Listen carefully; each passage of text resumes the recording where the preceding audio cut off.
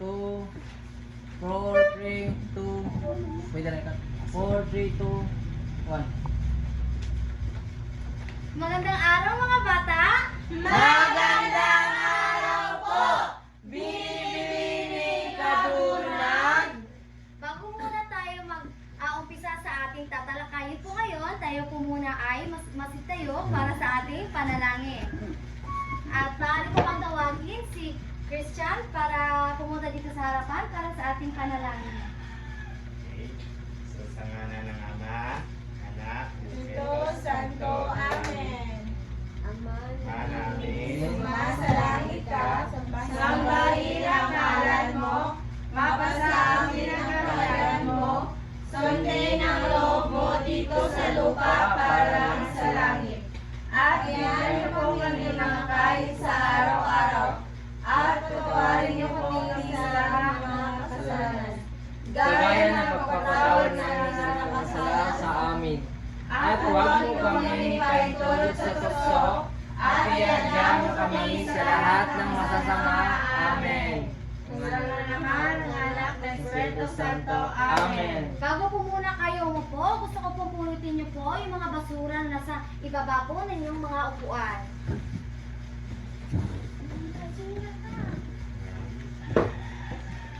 Wala na po ba? Wala na po. Okay. Ngayon, gusto kong itanong kung sino yung absent ngayon. May absent ba ngayon? Wala po. Very good. So lahat ay present po ngayon.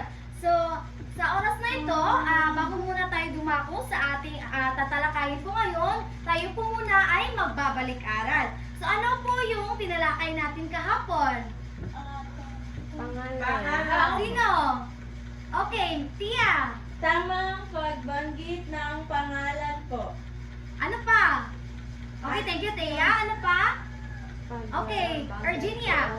Ano po yung mga pangalan ng bagay, hayop, pook, lugar at pangyayari? Tama. Ito ay pangalan, bagay, tao, bagay, lugar, Pook. pangyayari, at pook. Very good. So ngayon, may papakita akong mga larawan dito sa harapan.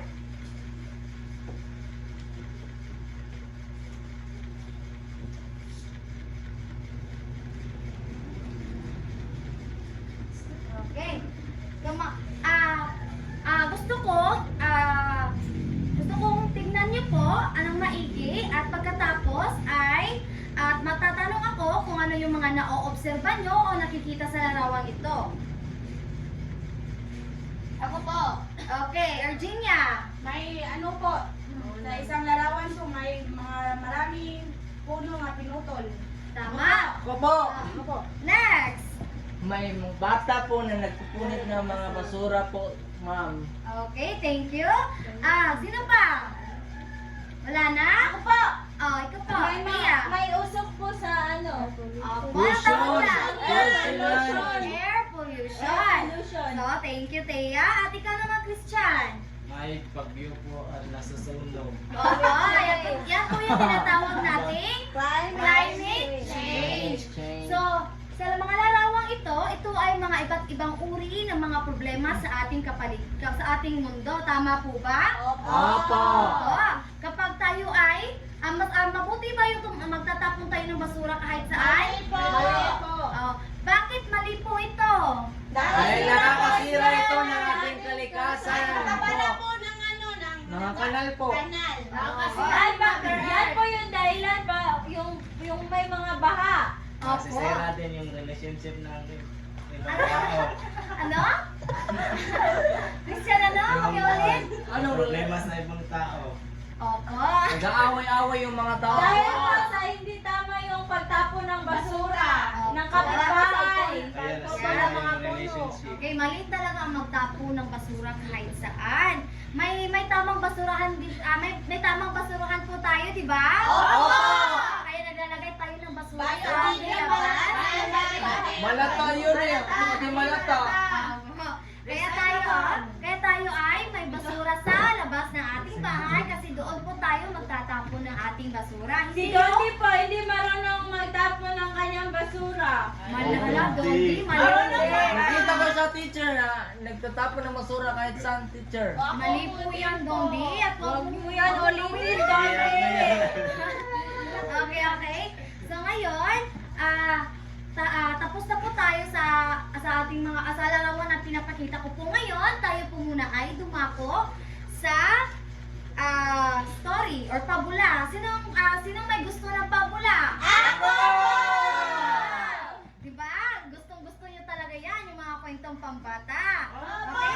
Ngayon, sa oras na ito, tayo po muna ay manonood. Wow! Wow! Si Pagong at si Matsing. Wala, si Christian at si Rico. Si Rico ba At yan? gusto ko, Okay. tahimik at gusto ko makinig kayo at tingnan nyo na mabuti kasi si teacher po ay magtatanong pagkatapos ng pabula. Handa na po ba kayo? One is the #1 digital bank app. 2, get up to 14% interest. Si Pagong at ang Matsing. Sina Pagong at Matsing ay matalik na magkaibigan. Mabait at matulungin si Pagong. Subalit si Matsing ay tuso at palabiro. Isang araw, binigyan sila ni Aling Muning ng malaking isda. Pagong, Matsing, ito kainin niyo. Isda pang merienda. Wow! Salamat, Aling Muning. Walang anuman. O sige, alis na ako. Pakabusog kayo. Matsing, kainin na natin ito. Parang nangangamoy panis yan, Pagong. Titikman ko para masiguradong ito'y mabuti pa bago mo ito makain. Oh, ito. Simulang tikman ni Matsing ang isda. Sa kakatikim nito, naubos niya ang isda. Pasensya ka na, kaibigan Pagong. Napasarap ang kain ko. Wala nang natira. Dahil sa likas na mabait at pasensyoso si Pagong, hindi na siya nakipagtalo sa kaibigan. Sa kanilang paglilibot sa kagubatan, nakakita si Pagong ng isang puno ng saging. Wow! Napagandang puno ng saging yan, Matsing. Tingnan mo. Tama ka, Pagong! Gusto ko itong itanim sa aking bakuran para pag nagkabunga ay makakain natin ito. Ako rin! Gusto ko ang punong yan, Pagong! Akin na lang yan! Hatiin na lang natin ito, Matsing. Sa parteng itaas yung akin, yung may maraming dahon na. Ayoko na magpatubo ng dahon. Kakapagod maghantay. Sige, yung natirang sa ibabang bagay na lang ang sa akin. Pagsisikapan ko na lang itong patubuin. Mag-aantay ka ng matagal yan, Pagong. Di bale, sanay ka naman sa mabagal o maghantay.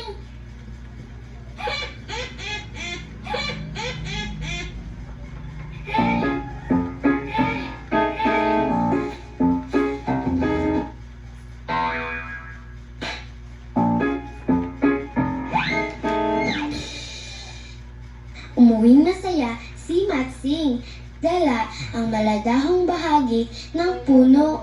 Samantalang si Pagong ay malungkot sa dala niyang ibabang bahagi ng puno na may ugat. Habang nagtatanim si Pagong ng kanyang halaman, biglang dumating si Tamaraw. Anong ginagawa mo, Pagong? Tinatanim ko itong ibabang bahagi ng puno ng saging na may ugat. Ba't ka natawasama, Pagong? Kasi yung ibabang bahagi ang napunta sa akin, samantalang kay Matsing ay ang maladahong itaas na bahagi ng puno. Huwag ka mag-alala, Pagong. Mas tutubo ang sayo dahil may ugat ito. Alagaan mo lang na mabuti at ito ay sisigla. Talaga ba? Salamat, Tamaraw. Inaalagaan ni Pagong ang kanyang halaman. Araw-araw niyang dinidiligan ito. Ganoon din ang ginawa ni Matsing. Subalit, makalipas ang ilang araw, nalanta ang tanim ni Matsing. Bakit nagkaganito ang halaman ko? Si Pagong naman ay natuwa nang makita ang umuusbong na dahon sa kanyang halaman. Lalo nitong inalagaan ang tanim hanggang sa namunga ito ng hitik na hitik. Nainggit si Maxine nang makita ang bunga ni saging sa halaman ni Pagong. Buti pa ang sayo nagkabunga. Paano nangyari yan? Ang sa akin ay nalanta at natuyo. Inalagaan ko kasi ng mabuti. Sabi ni Tamaraw, talagang tutubo ang halaman kapag ito ay may ugat. Ganun pala. Sige, kainin na natin ang bunga kaibigang Pagong. Mukhang hinog na ito at masarap. Sige, ngunit hindi ako makaakyat kaibigang Matsing. Masyadong mataas ang puno. Hindi ko maabot ang bunga. Ako na lang aakyat kaibigan at ilalaglag ko na lang ang bunga sa'yo. Aba, sige, kaibigan, salamat.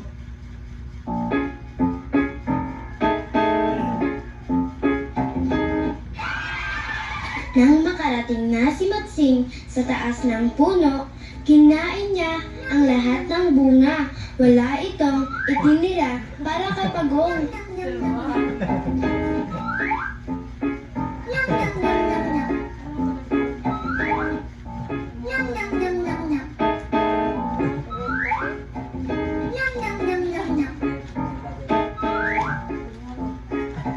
Matsing, kaibigan, naglagan mo na ako ng bunga.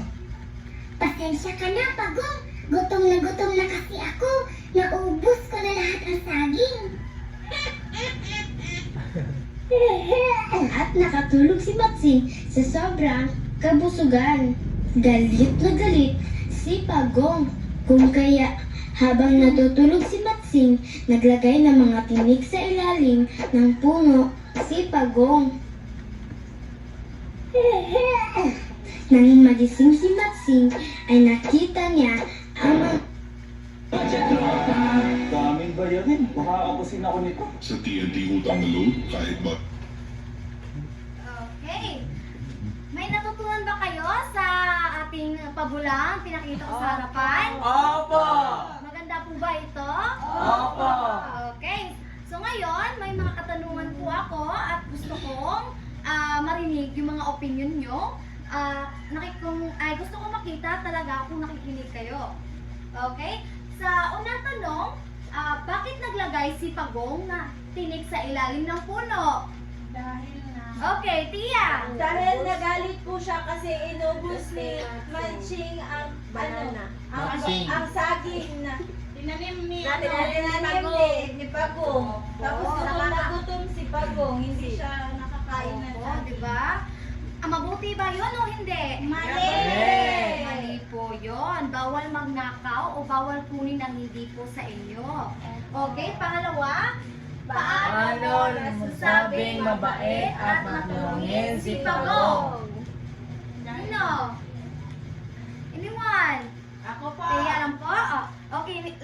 Mabait siya dahil kahit kinain na ng ang saging niya ni Matsing, hindi pa rin siya nagalit po. Oh, diba? Okay, Tia. Tia ulit. Nasasabi ko po na mabait at matulungin si Pagong dahil pinapaubayan niya po, yung una po pinapaubayan niya po kay Matching yung isda na binigay ni Aling Muning. Diyan po mabait na po siya. Tapos naging matulungin po siya dahil po gutom si Matching. Tapos binigay pa rin niya. Ay, pinaubayan niya po yung saging at saka yung isda. Very good. So, baka namin natin si Tia. Okay, tama. Niyo naman! Mabait talaga at matulungin si Pagong. Diba? Binigay niya yung yung Saging. isda, saging. Saging. Diba? Pinaubayan niya at pinagkatiwalaan niya si Matsing. Matsing. Kasi nga, Kaibigan Magkaibigan sila po. sila. Diba kayo, pag may kaibigan po kayo na Oo. nagbibigay po kayo ng mga pagkain, mga Opo. snacks niyo po, Opo. diba? Nakikikain po ako sa bahay ng kaibigan ko. Si Matching. Sila po ay makasarili po. Opo. At ang huli, Paano? Paano mo naman masasabing tuso at Paladero si Matsing. Sino? Sino? Okay, Christian. Masasabing ko tuso at palabiro si Matsing kasi niloko niya si Pagong. Opo. Thank you, Ako pa. Christian. Okay, Dondi. Masasabi kong toso si Matsing kasi sinabi niya kay Pagong na kukunin lang niya yung bunga ng saging tapos kinain niya lahat. Sa ibaba. Sa taas. Sa taas. Opo. Ano yun? Tama ba yun? O hindi? Mali po. Kasi hindi niya naman po tanim yun. Kay Pagong man yun. Oo. Hindi po, mali po ang magbiro. Kasi, hindi nyo alam, may nasasaktan po yung tao. Pinaghirapan po yan ng ni Pagong. Oo, ano, pinaghirapan talaga ni Pagong yung halaman. Kaya, Kaya niya. Kaya tumubo. kaya deserve niyang kainin yun. Kasi sa kanya yun eh. Hindi kay Matsing. Pero inubos po ni Matsing. Wala na po siya sa kanin. Matuso talaga si Matsing. Okay, palakpakan natin ang ating sarili. Kasi nakita ko talagang nakikinig kayo. Ngayon, dumako naman tayo sa likas na yaman. Babasahin natin po lahat ito. Ito po. Okay, sabay-sabay. Sagana sa likas na yaman ng ating bansa. Magbibilang na dito ang yamang kagubatan na matatagpuan na iba't ibang punong kahoy, ibon at hayop. Subalit ang mga pinagmamalaki natin mga likas na yamang ito'y unti-unti naglalaho. Sa kasalukuyan, patuloy pa rin pinuputol ang mga puno sa ating mga kabundukan. Bunga ng pagkawala ng mga puno, nawawala na rin ang mga ibon at mga hayop na nananirahan dito. Wala na ang mga ugat ang mga punong kahoy na sumisipsip sa tubig kaya't madalas na ang pagbaha. Sino kaya ang maaaring sisihin sa mga pangyayaring ito? Bilang mga Pilipino, paano natin mailigtas ang ating kagubatan at ang paligiran na patuloy na sinisira ng ibang kababayan natin? Okay, naiintindihan niyo ba ang inyong binasa? Opo! Okay, so sagana tayo sa likas na yaman. Diba, sa ating Pilipinas, tayo ang sagana sa likas na yaman. Bakit kaya? Dahil marami tayong mga puno. Dahil may gold. Yes, may mga ano tayo. Ginto. Ito. Bakal.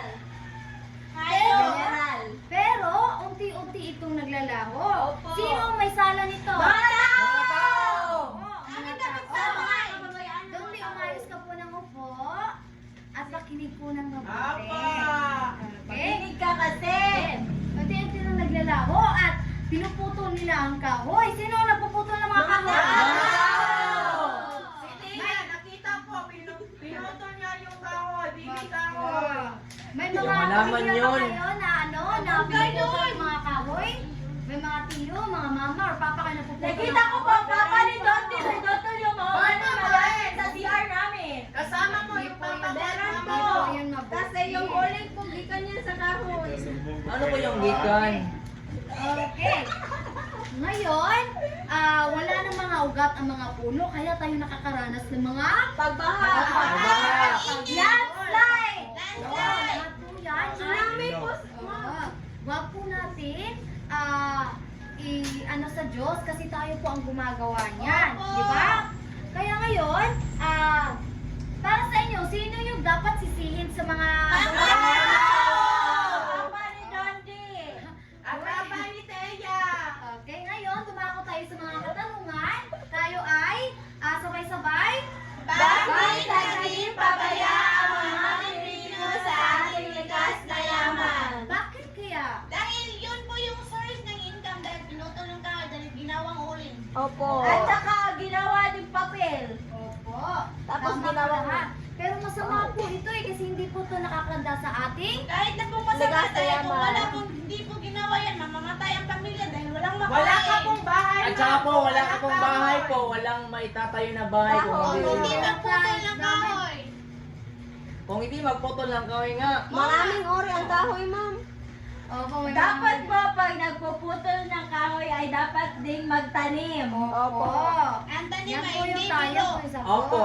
Dahil magapon po nakatayo. Oh, Pagtatanim. tahimik na, tahimik na. Okay po. Okay, pag tayo ay, kunwari may nagpuputol, dapat tayo ay magtanim ulit. Di para may maanihin din tayo at meron din tayong itatanim. Alay ka At na. may makuhang bunga. Opo, tama. At pangalawa po, Paano mo mapapangalagaan ang ating likas na yaman? Ang talino. Sa pagtatanim po. Opo, tatanim. Ano pa? Ano po, huwag magtapon ng basura. Na kahit saan-saan. Opo, tama po. Huwag magsunog ng ano, plastic. Tsaka bunga. Opo, tama po lahat yung mga sagot. So, tayo muna ay... So, may alam na po ba kayo yung, kung ano yung tatalakayin po natin ngayon? Ang laro. Ano, may idea pa kayo? Wala po. Hala, yun. Wala kayong na-obserbahan? Likas na yan. Likas na Likas na Mga yan. likas na yaman Yung po. mga katanungan ko. Dapat natin gawin. Mga dapat gawin po. Hindi kayo nakinig? Natulungan kayo po. Oo. May gagawin po kami. So, ang ating tatalakayin ngayon ay patungkol sa nasasagot ang tanong na bakit at paano, di ba? Lagi ako nagtatanong sa inyo na ano, kung patungkol sa bakit at paano, di ba? Ikaw po ba? Papa! Opo. Okay. Gagalit ka po ba? Hindi po. Okay. Sabay-sabay nating basahin. Wait lang po. Nasasagot. Okay, sabay-sabay po. Nasasagot ang tanong na bakit at paano. Okay, ano po yung bakit? Sabay-sabay po. Ang sagot ay karaniwan nagsisimula sa kasi dahil sa mangyayari. Okay, ang bakit po ito ay nagtatanong sa, parang naghahanap po siya ng sagot kung bakit niya to ginawa or bakit siya ganyan or bakit ang mga halimbawa nito ay bakit maganda si Thea? O, di ba? Bakit ka maganda, Thea? Dahil maganda po at gwapo yung mama at papa Di ko. ba? Tama. Okay, ano pang halimbawa ng bakit? Bakit magwapo si Bakit? Conti? Bakit napakasarap ng luto mo? Bakit masarap? Oh, bakit napakasarap ng luto mo? Kaya sasagot yung tao kung bakit masarap kasi po nilagyan ko po yan ng ganito ganyan. Di ba? Ng mga pampasarap. Okay, ayan yung bakit. Ito ay karaniwan nagsisimula sa dahil or kasi. Like bakit? Kasi ganyan ganito. Bakit napakasarap ng luto mo? Kasi nilagyan ko po ito ng mga pampasarap. Okay? Naintindihan po ba? Opo. Okay. Sa paano naman? Ito Ay ginagamit sa pagtanong tungkol sa pamaraan. Okay. Ito ay parang nagtatanong ka tungkol sa mga pamaraan or paraan. Okay, like for example, paano mo to ginawa? Di ba sasabihin ng tao na ganito ganyan, ginawa ko po ito gamit ng mga kunwari ikaw ay nagluluto. Di ba? Pag tayo ay nakakita ng pagkain na masarap, paano mo ito niluto? Di ba? May mga sasabihin niya like parang ginagamit ko yung mga proseso, sasabihin niya yung mga proseso sa pagluto. Naintindihan po ba? Opo. Okay. At naintindihan niyo yung bakit at paano? Opo. Okay. So ngayon, gusto ko parang magpapagkat ang gawain po tayo. Magpapagkat ako ng 3. 1, 2, 3. Intindihan po ba? Opo. Okay, so group number 1, group number 2, and group number 3. Pangkat 2. Pangkat 1, pangkat 3. So, babasahin niyo yung kwento na yan. Bibigyan ko lamang po kayo ng 5 minuto at sasagutan niyo po yung mga tanong na nandyan sa kwento. Naintindihan po ba? Opo! Naintindihan? Opo! Bibigyan ko lamang po kayo ng 5 minuto.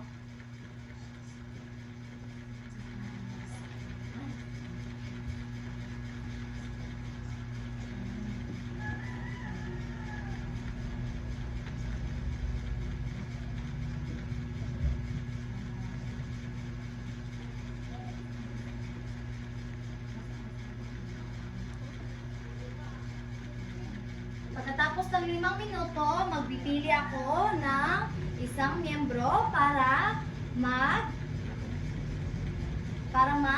Tahimik po ma'am, hindi po namin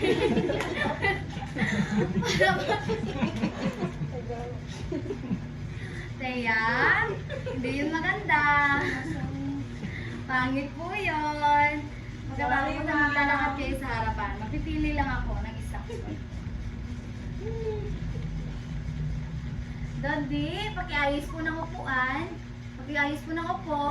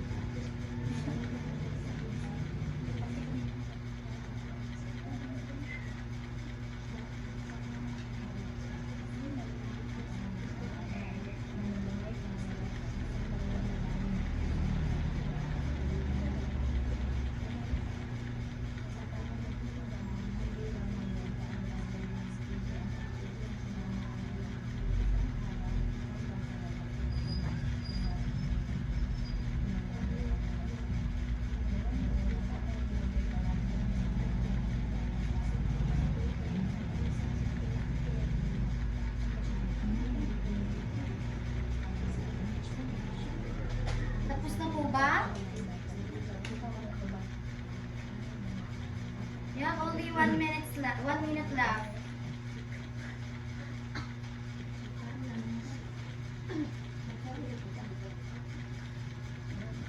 tapos na po kami ma'am. Okay. Tapos na po, ma'am. Okay, tapos na po ba lahat? Opo! Okay. Tayo ay maglalakad na po ngayon. Una po is ang pangkat Una! una. Okay? Okay. Christian? Basahin mo yung tanong, Opo, ma'am. impisahin niyo yung kwento. Dito. Si Juan at ang misteryoso sa kuweba.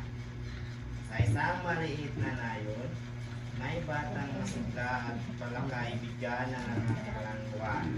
Isang araw, habang naglalaro siya tabi ng ilog kasama ang kanyang kaibigan, biglang may nakita silang kuweba sa loob ng gubat. Ang kuwebang iyon ay tila puno ng misteryo at kasaysayan. Hindi nagtagal, napasya si Juan na pumasok sa kuweba upang alamin ang lihim na taglay nito. Saan kaya hantong ang kanyang paglalakbay sa loob ng kuweba? Okay, paproceed na po sa tanong. Sa tanong dito, bakit naisip ni Juan na pumasok sa kuweba? Para sa akin, ma'am, pumasok si Juan sa kuweba kasi gusto niyang alamin ang lihim ng taglay nito. Tama. Pangalawa? Sa pangalawa naman, paano nagpakita na pagiging matapang si Juan sa pagharap sa misteryosong kuweba? Napakita si Juan ng mas pagiging hindi mahadlukin. Hindi matatakutin. Hindi matatakutin.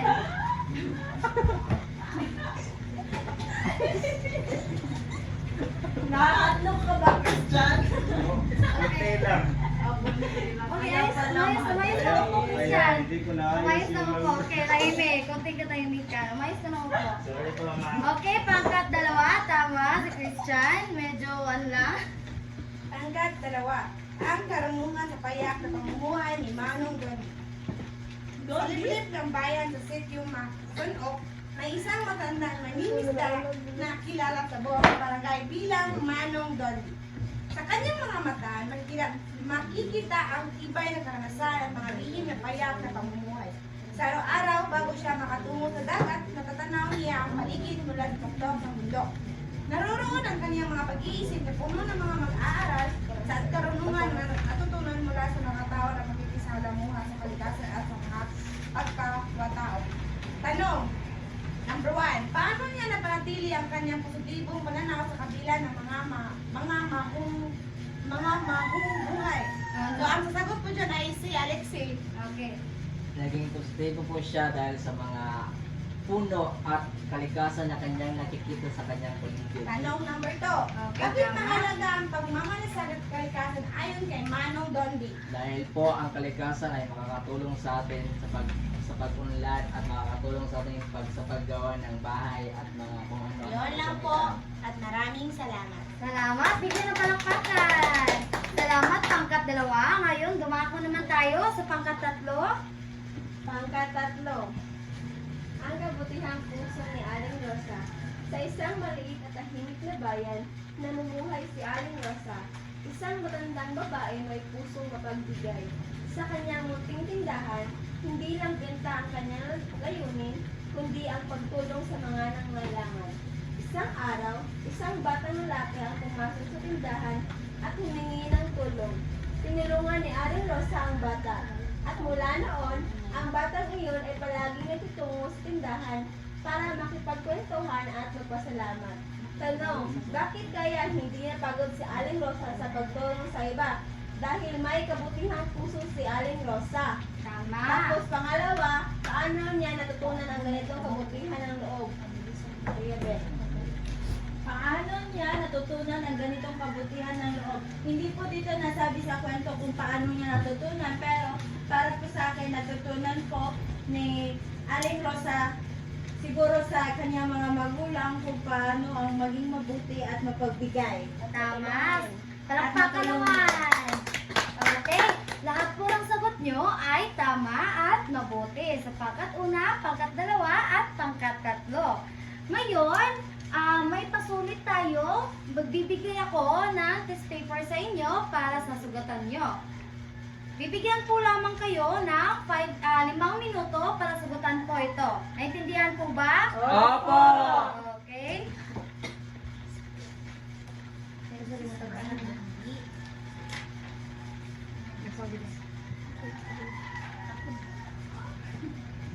Your 5 minutes starts now.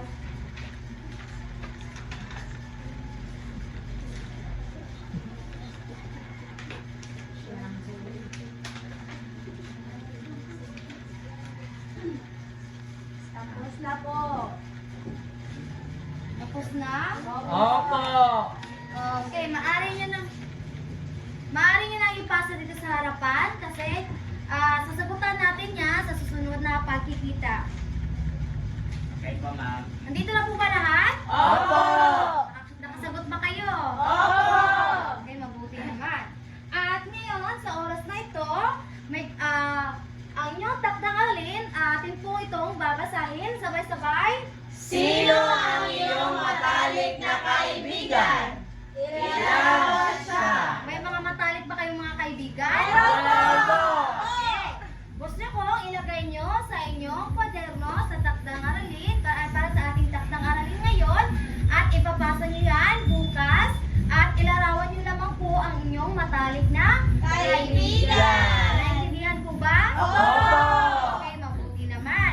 At yan lang po ang ating aral ngayon. May mga natutunan ba kayo? Opo! Mabuti naman. So tayo ay tumayo para sa ating panalangin. Sa ngalan ng Ama, ng Anak, ng Espiritu Santo. Amen. Angel of God, my guardian dear, to whom God's love to makes me here. Ever this day be at my side, to light and guide, to rule and guide. Amen.